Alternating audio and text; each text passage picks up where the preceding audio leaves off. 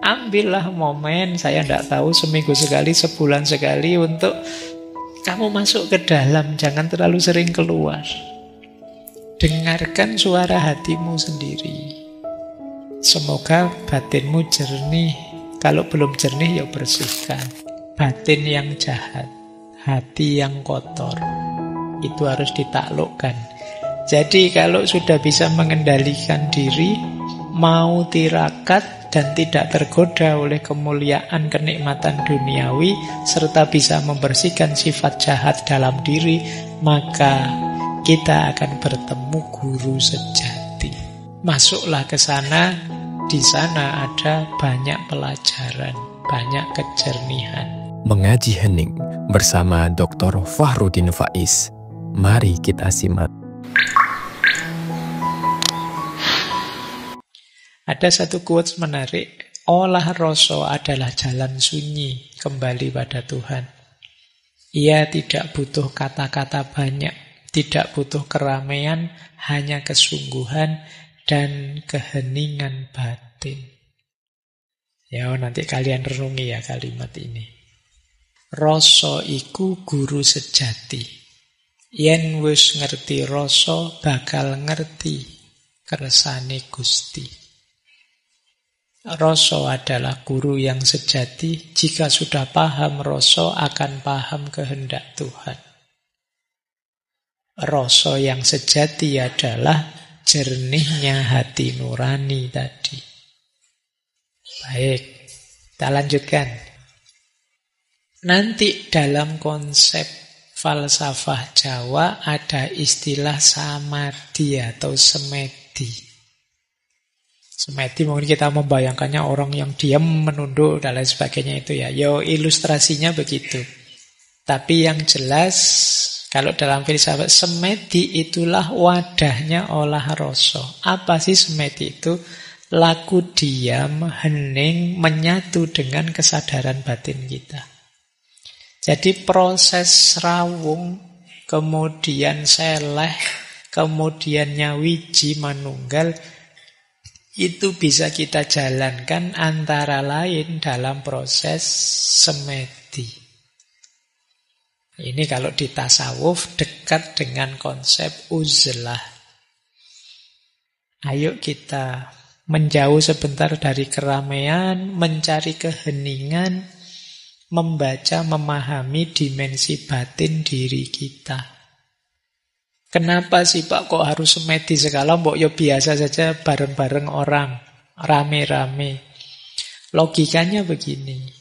Kalau kita masih rame terlibat dalam keramaian, kita mesti sulit fokus. Jadi pikiran yang gaduh, pikiran kalau masih rame isinya macam-macam, itu nanti bisa jadi penghalangnya rasa yang sejati. Nah, dalam kita bersemedi, pikiran kita ditenangkan, sehingga suara-suara hati nurani bisa terdengar. Jadi semedi itu isinya mengendapkan rasa tadi. Jadi kalian boleh ngambil momen sendirian sambil merenungi dirimu. Uzlah, kemudian tafakkur tentang dirimu. Pahami isi hatimu, pahami suara-suara hatimu. Kalau momen semedi ini kalian jalankan, disitulah nanti guru sejati akan terdengar suaranya. Hati nuranimu suaranya bisa kamu pahami. Jadi dalam keheningannya semedi, kalian mencapai namanya hening kang linuwe. Hening yang dalam. Jadi semedi itu gunanya apa? Ngerasake rasa. Merasakan rasa yang sejati. Rasa yang sejati itu yaitu kondisi kolbu kita, batin kita yang jernih sehingga bisa memantulkan cahayanya Tuhan. Di situ nanti ada tuntunan-tuntunan dari hati kita. Ya, ini kalau ada yang tanya, Pak, orang Jawa kok kadang-kadang semedi, kadang-kadang nyepi sebentar, mengheningkan cipta, mencari kesepian. Itu dalam rangka mendengarkan suara hati yang jernih, yang tidak terkontaminasi oleh macam-macam ruwet gaduh di sekelilingnya. Kalian boleh ya ngambil trik semedi ini ya, karena hari ini kan pikiran kita itu gaduh terus, rame terus. Lagi santai-santai buka TikTok, tiba-tiba disuruh bahas ijazah, terus kamu pusing lagi, ki opo urusan ijazah. Jadi kamu ndak sempet tenang, pikiranmu gaduh terus. Ambillah momen, saya ndak tahu, seminggu sekali, sebulan sekali, untuk kamu masuk ke dalam, jangan terlalu sering keluar. Dengarkan suara hatimu sendiri. Semoga batinmu jernih. Kalau belum jernih, ya bersihkan. Saya masih banyak irinya, Pak. Ini serawung rasa. Saya kadang-kadang masih sombong, Pak. Saya kadang-kadang masih merasa besar, Pak. Ini serawung. Terus seleh. Syukur-syukur nanti kalau sudah tazkiyah, sudah tirakat, bisa bersih, kemudian bisa manunggal. Bisa mendengarkan lagi suara yang sejati, suara hati nurani yang bersumber dari Tuhan. Itulah sebenarnya hakikatnya guru sejati. Pak, yang saya baca buku, yang diajar guru, diajar dosen, itu rujukan. Sumber-sumber untuk membantumu tazkiyatun nafas, untuk membantumu menjalani laku, sehingga batinmu bisa jernih.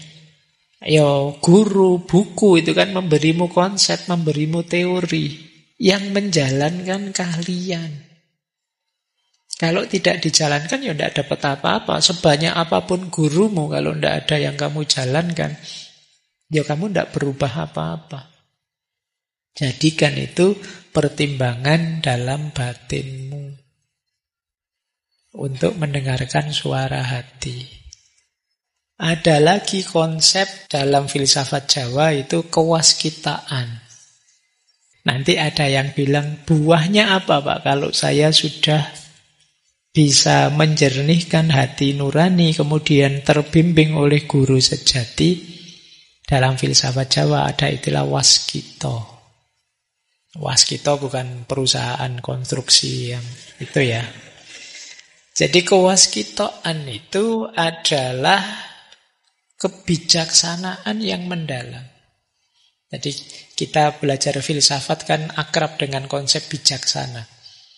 Nah, dalam filsafat Jawa, kebijaksanaan itu dekat dengan waskito. Tapi waskito itu tidak sekedar bijaksana, tapi orangnya punya penglihatan batin yang tajam. Mampu membaca yang tidak kelihatan, itu waskito. Karena batinnya jernih, dia bisa menangkap segala realitas dan bisa memahaminya secara dalam, yang dalam tasawuf disebut ma'rifat.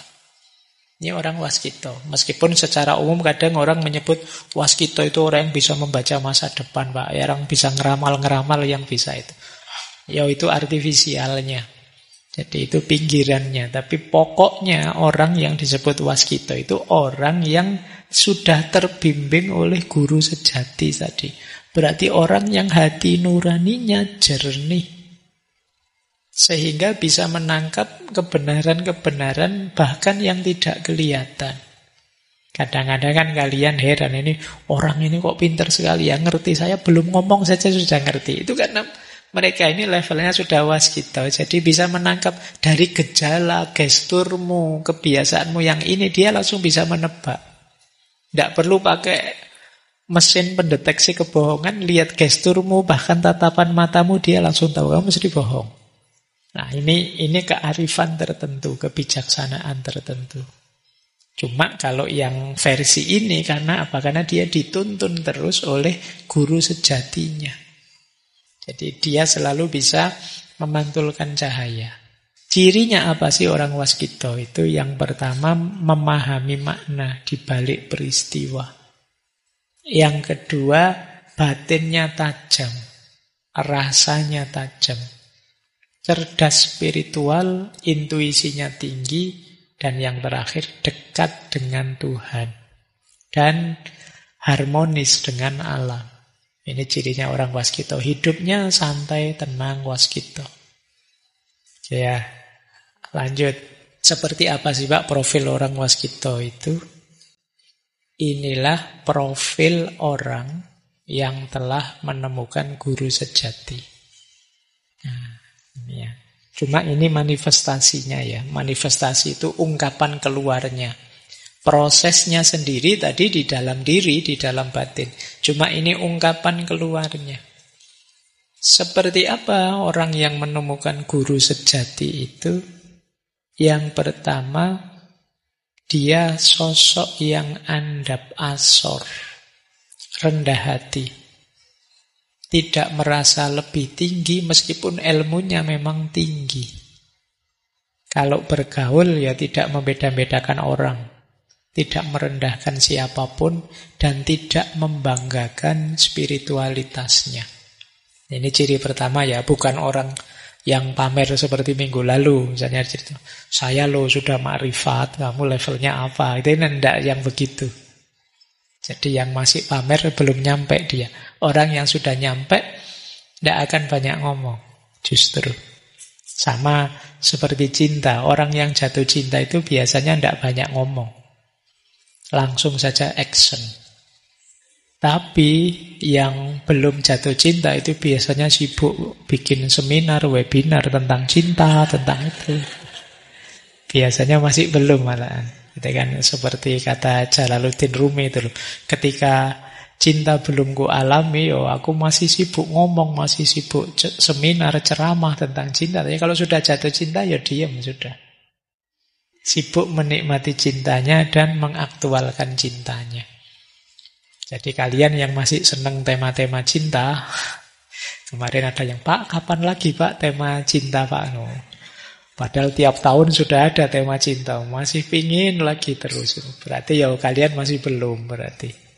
Jatuh cintalah dulu, baru bahas tentang cinta, tentang mahabbah. Oke ya, orang rendah hati, tidak membangga-banggakan spiritualitasnya. Mungkin kamu tidak tahu orang ini spiritualitasnya tinggi. Karena dia tidak pamer. Yang kedua, sumeh dan welas asih. Sumeh itu ramah.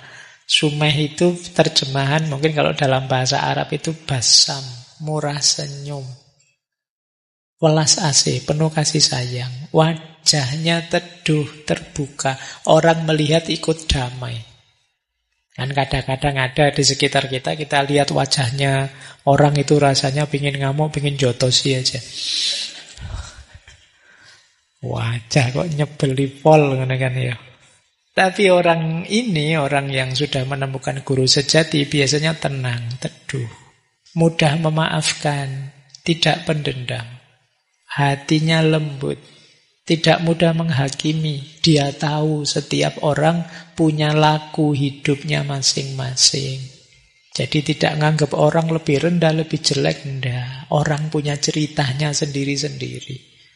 Tidak pada tempatnya kita menghakimi orang lain. Nah itu jadi kehadiran orang ini biasanya menenangkan, menggembirakan. Kemudian meneng lan eling. Meneng itu hening, tidak banyak ngomong. Ngomong itu kalau perlu saja. Lebih senang mendengarkan daripada bicara. Dalam hidup sehari-hari ya, bukan dalam kajian ini. Kalau di kajian ini saya yang paling banyak ngomong, kamu mendengarkan. Nah, dalam hidup sehari-hari tidak banyak ngomong. Kalau ngomong sifatnya ngemong. Ngerti ya? Ngomong yang ngemong. Ngomong yang ngemong itu ngomong yang tidak dominan, tidak hegemonik. Jadi kata-katanya mengayomi, menyejukkan.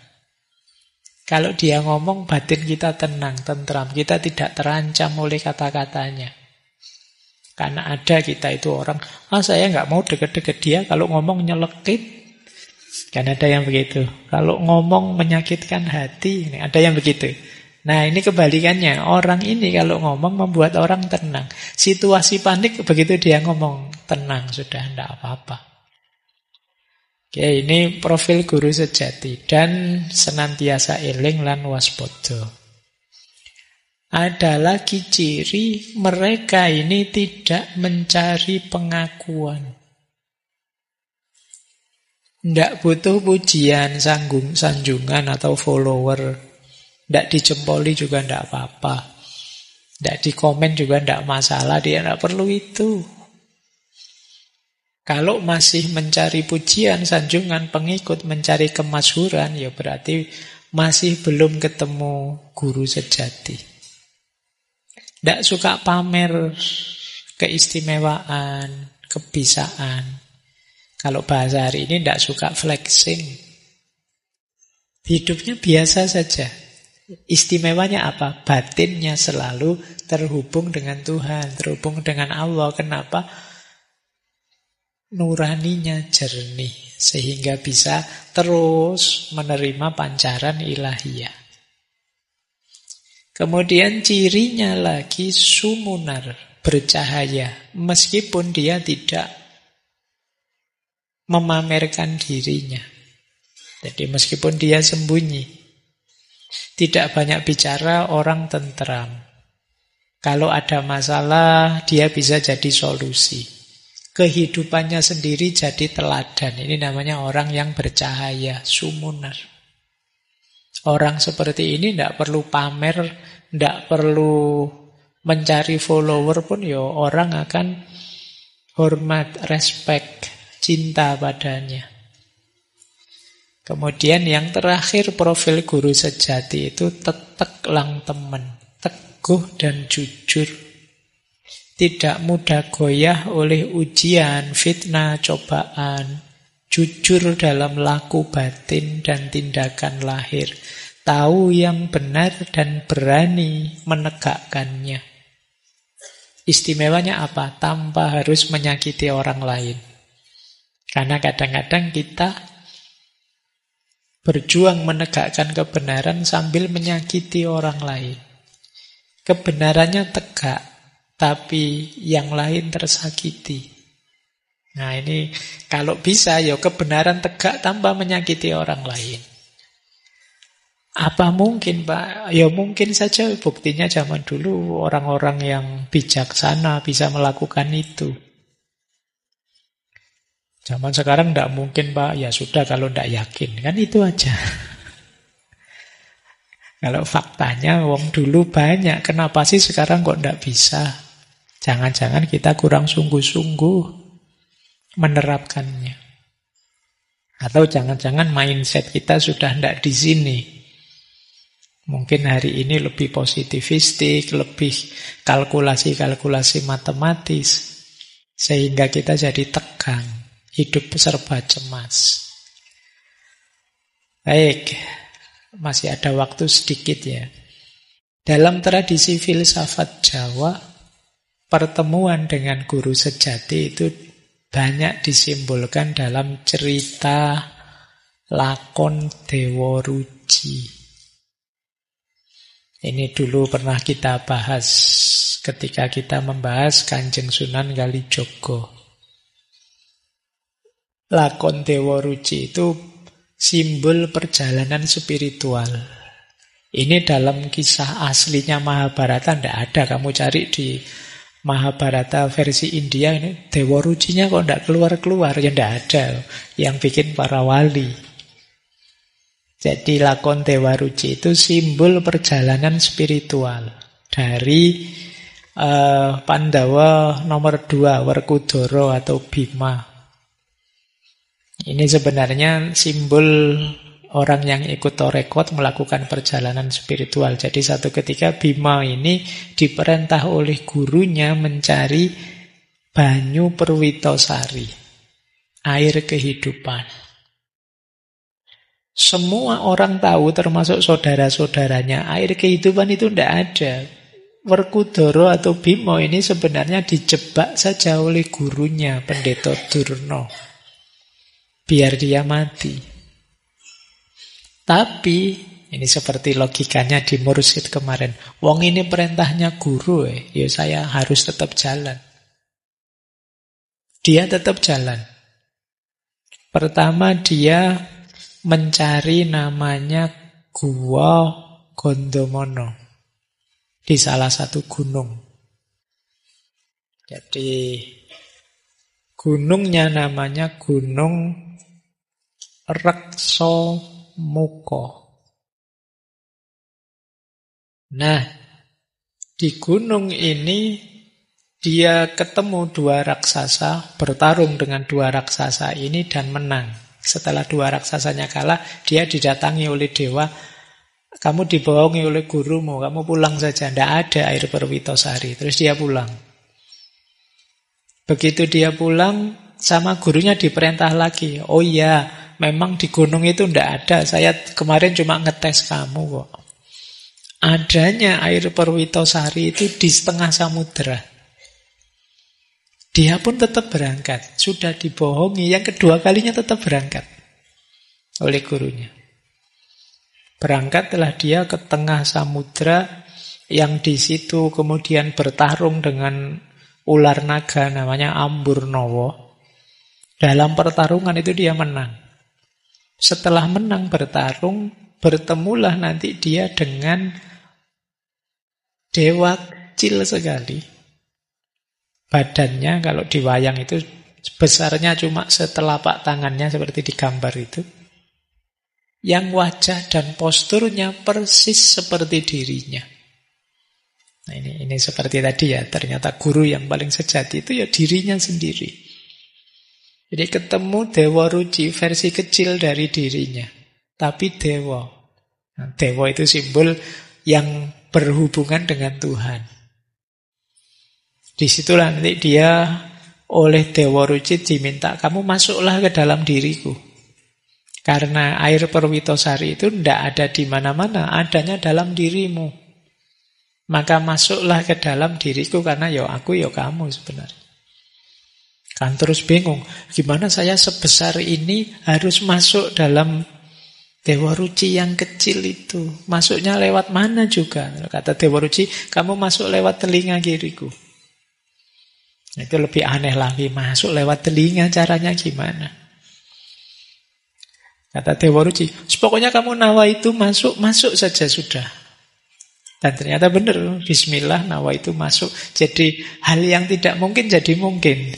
Ini logiknya dunia. Kalau dikalkulasi matematika tidak nyambung sama sekali. Tapi dalam ceritanya, wong ini cerita simbolis. Masuklah dia dan di dalam dia dapat banyak pelajaran. Itu simbolisme perjalanan spiritual. Termasuk menemukan guru sejati namanya Dewa Ruci. Yang tidak lain adalah dirinya sendiri. Tapi versi cerah, versi hati nurani yang bisa nyambung dengan unsur ketuhanan. Cuma itu tadi, ternyata yo laku sebelumnya itu yo rintangannya. Jadi tadi air Perwitosari, banyu Perwitosari itu simbol hakikat, simbol ilmu sejati. Kenapa Werkudara yang diambil? Karena Werkudara ini simbol seorang salik, orang yang menempuh jalan spiritual dari profilnya. Dia ini tegak, kokoh, gagah. Ini simbol orang yang istiqomah. Bajunya Werkudara itu kan hitam putih. Ini kan yang di bawah itu sarungnya itu kan hitam putih, namanya kain poleng. Itu menunjukkan dia ini orangnya tegas. Kalau benar ya benar, kalau salah ya salah. Senjatanya namanya kuku Ponconoko. Yang membuat dia berdaya itu dia kukunya. Ponco itu 5, noko itu kekuatan. Yang punya 5 daya. Ini nanti karena yang membuat para wali nanti dihubungkan dengan rukun Islam, dengan agama. Kemudian Werkudara itu kalau ngomong itu selalu pakai bahasa ngoko. Dia tidak pernah pakai bahasa halus pada siapapun. Ini sebenarnya simbolisme tauhid. Tauhid itu egaliter, setara. Posisi apapun seseorang itu sifatnya sama saja di hadapan Allah. Karena manusia di hadapan Allah itu ya antara kholik dan makhluk. Siapapun dia di posisi apapun ya sama-sama makhluk. Maka Werkudara ya pakai bahasa ngoko. Kemudian dia seorang pahlawan, pelindung keluarga, pelindung masyarakat, punya komitmen mencari kebenaran dan patuh pada guru. Ini tipe seorang salik. Jadi kalian kalau ingin melakukan perjalanan spiritual, syarat-syaratnya ada di Werkudara. Terus tadi, naik gunung Rekso Muko. Rekso itu ngerekso, memelihara. Muko itu wajah. Ini sebenarnya simbol pengendalian diri. Jadi untuk menempuh perjalanan spiritual harus mau dan bisa mengendalikan diri. Kemudian masuk ke hutan namanya Tikbrosoro.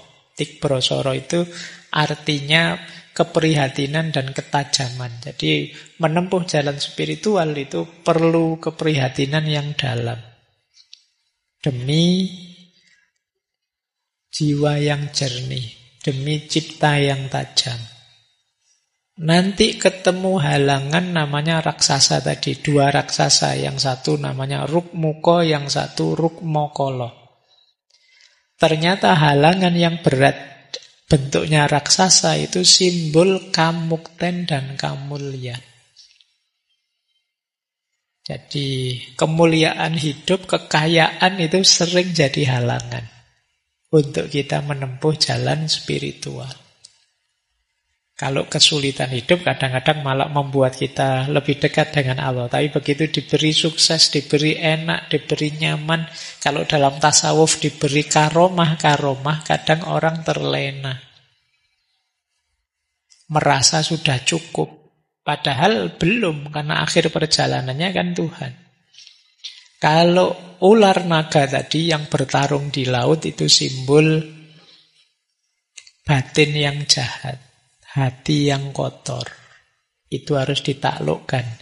Jadi kalau sudah bisa mengendalikan diri, mau tirakat dan tidak tergoda oleh kemuliaan kenikmatan duniawi, serta bisa membersihkan sifat jahat dalam diri, maka kita akan bertemu guru sejati.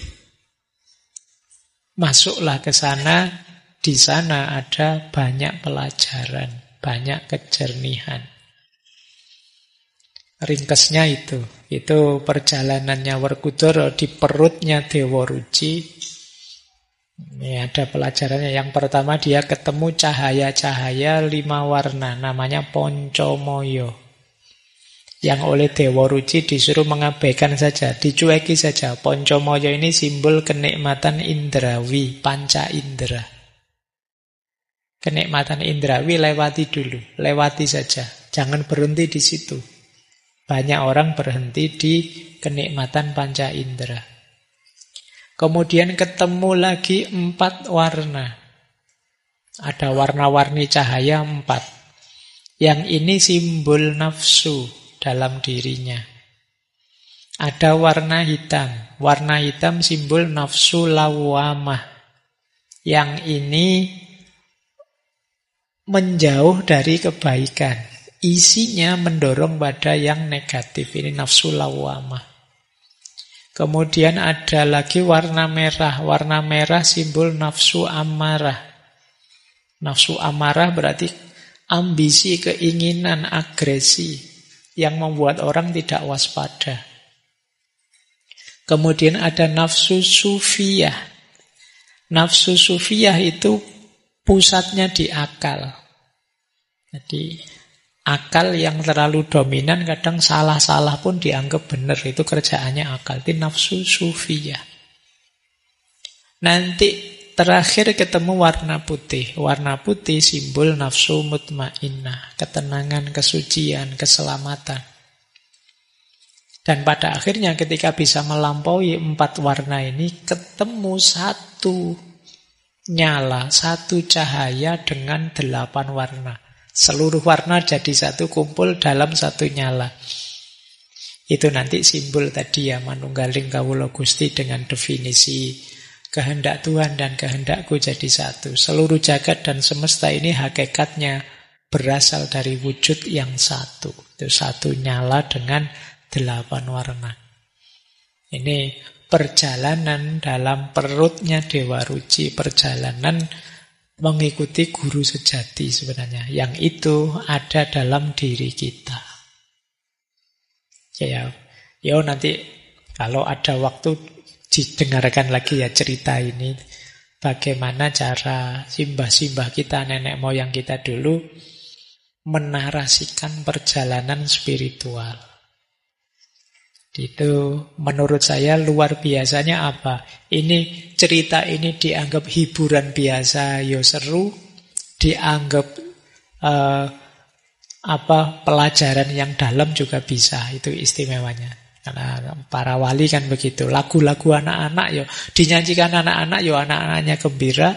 Dinyanyikan para filosof juga dalam maknanya. Itu istimewanya. Termasuk cerita Dewa Ruci ini, yang merupakan simbol dari guru yang sejati.